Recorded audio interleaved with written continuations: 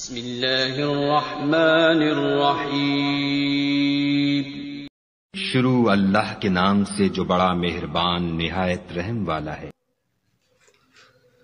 नहमदहु व नुसल्ली अला रसूलिहिल करीम।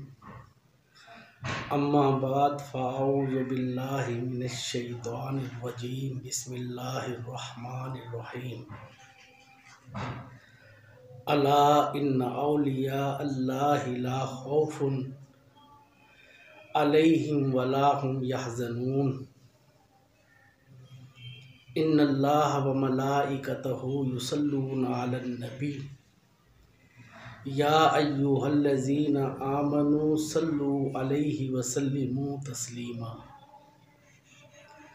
अल्लाहुम्मा सल्लि अला सय्यदना व मौलाना मुहम्मदिन व अला आलि सय्यदना व मौलाना मुहम्मदिन व बारिक व सल्लिम अलैहि। अस्सलातु वस्सलामु अलैका या रसूलल्लाह व अला आलिका व अस्हाबिका या हबीबल्लाह। सामीन किराम, आज हम आपको हज़रत सुलेमान अलैहिस्सलातु वस्सलाम के दरबार का एक वाक़या सुनाएंगे, जिस वाक़ये का ज़िक्र अल्लाह रब्बुल इज़्ज़त ने कुरान हकीम में भी बयान फरमाया है। और हम आपको बताएंगे कि अल्लाह रब्बुल इज़्ज़त ने अपने नेक बंदों को, औलियाए किराम को कितनी ताकत से नवाजा है, और अल्लाह के नेक बंदे औलियाए किराम किस तरह अल्लाह की अता की हुई ताकत से मखलूक़ खुदा को करामात दिखाते हैं। हज़रत सुलेमान अलैहिस्सलातु वस्सलाम का दरबार लगा हुआ है, और हज़रत सुलेमान अलैहिस्सलातु वस्सलाम के दरबार के अंदर इंसान, जिन और दीगर कायनात की तकरीबन सारी चीज़ें मौजूद थीं। दरबार खचाखच भरा हुआ था। उधर मुल्के सबा की शहज़ादी मलिका बिल्कीस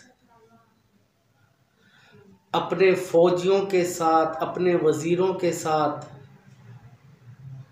अपने मुशीरों के साथ हज़रत सुलेमान अलैहिस्सलातु वस्सलाम से मुलाकात करने के लिए रवाना हो चुकी थी, और वो हज़रत सुलेमान अलैहिस्सलाम के दरबार में पहुंचने वाली थी। उधर हज़रत सुलेमान अलैहिस्सलातु वस्सलाम ने अपने दरबार में ऐलान कर दिया कि मलका बिल्कीस यहाँ मुलाकात के लिए पहुँचने वाली है।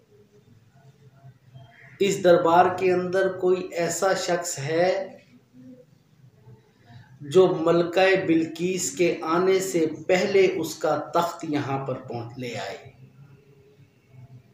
कोई इतनी ताकत, इतनी कुव्वत रखता है कि वो मलका बिल्कीस के यहाँ पहुँचने से पहले उसके तख्त को ला सके। और ये तख्त क्या था? उलमा फरमाते हैं, रवायात के अंदर आता है कि 40 मुरब्बा गज ये लंबा तख्त था, और सोने और चांदी से बना हुआ था, और ये ज़मीन के अंदर इसके पाए, इसके पांव ज़मीन के अंदर धसे हुए थे।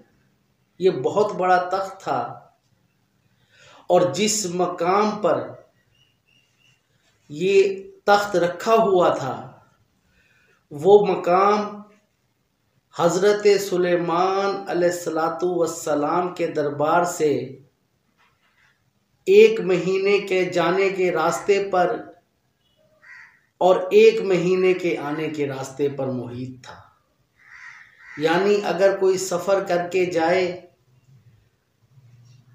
तो जहाँ पर मलका बिल्कीस का तख्त रखा हुआ था वो मकाम 1 महीने की मुसाबकत के ऊपर मौजूद था।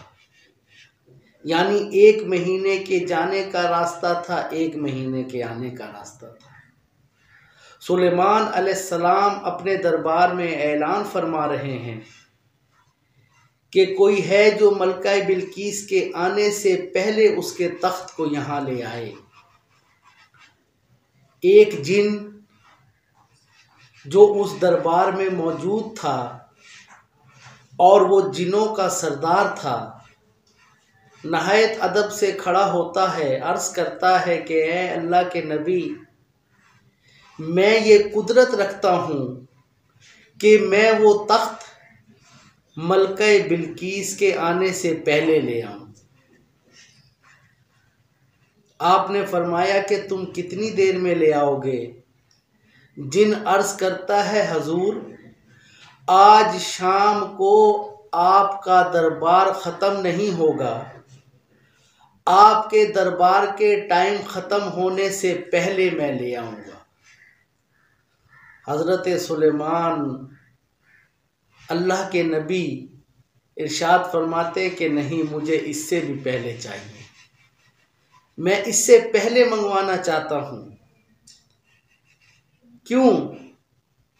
कि अल्लाह के नबी थे और अल्लाह के नबी जानते थे, उनको पता था कि कोई ताकत इस दरबार में ऐसी है, कोई ताकत इस दरबार में ऐसी मौजूद है जो इससे भी पहले ला सकती है।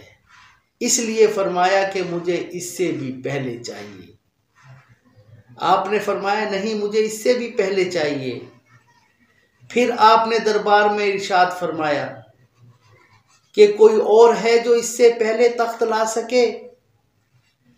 फिर एक अल्लाह का वली जिसका नाम आसिफ बिन बरखिया था, वो खड़ा होता है और अर्ज़ करता है कि ए अल्लाह के नबी, मैं ला सकता हूँ।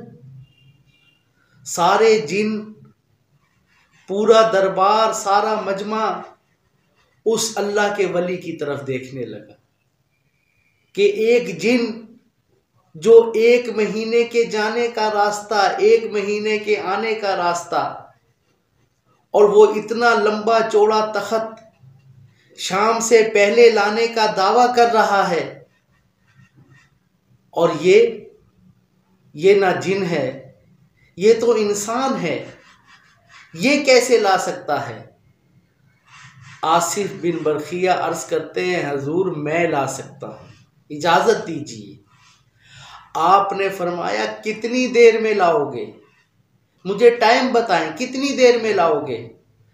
हज़रत आसिफ बिन बरखिया जो कि वलायत के दर्जे पे थे, अल्लाह के वली थे, अर्ज़ करते हैं हजूर, आप आँख नहीं झपकेंगे, आपकी आँख झपकने से पहले ले आऊँगा, आपकी आँख झपकने से पहले ले आऊँगा।